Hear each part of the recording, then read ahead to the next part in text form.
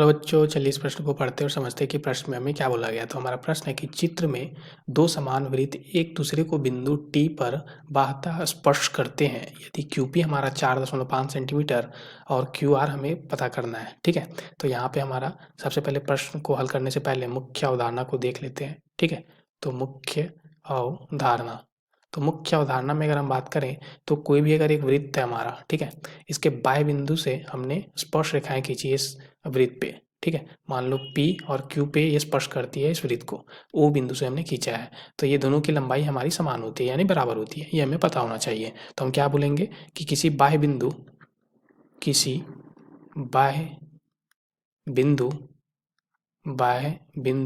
से वृत्त पर खींची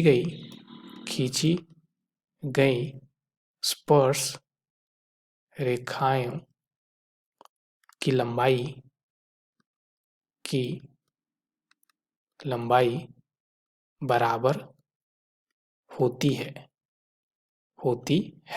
तो इसलिए हमारा क्या हो जाएगा, OP जो है वो OQ के बराबर हो जाएगा। ठीक है, तो ये हमें पता होना चाहिए। अब इसी मुख्य अवधारणा पर आधारित हम लोग इस प्रश्न को हल कर लेते हैं।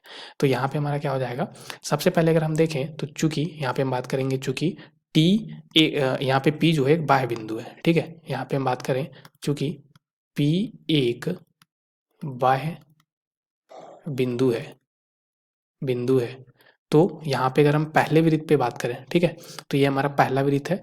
तो यहाँ पे हम बात करते हैं कि ये ऐसा कुछ हमारा वृत्त दिया गया है। ठीक है, ये वृत्त है और एक ये वृत्त दिया गया है जिसपे P एक बाह्य बिंदु है। ठीक है, इस पे दो स्पर्श रेखाएं हमारी यहाँ पे P बिंदु से खींची गई है और एक यहाँ पे जो कि T पे स्पर्श करती है। ठीक है, तो ये हमारा क्या दिया गया है, यहाँ पे ये T दिया गया है और ये Q और ये R। ठीक है, तो यहाँ पे ये दिया गया है Q और ये R।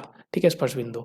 तो हमें यहाँ पे पता होना चाहिए, सबसे पहले अगर हम इसको वृत्त पहला मान लेते हैं, इसको दूसरा वृत्त मान लेते हैं, तो P एक बाह्य बिंदु है। ठीक है, किसका, दोनों वृत्त का। ठीक है, तो यहाँ से इसलिए हम क्या बोल सकते हैं कि पहले वृत्त के लिए हम क्या लिखेंगे कि PQ जो होगा वो हमारा PT के बराबर होगा, यानी कि ये दोनों स्पर्श रेखाएं हमारी आपस में बराबर होंगी पहले वाले वृत्त के लिए। यहाँ पे हम बात कर रहे हैं वृत्त पहले के लिए।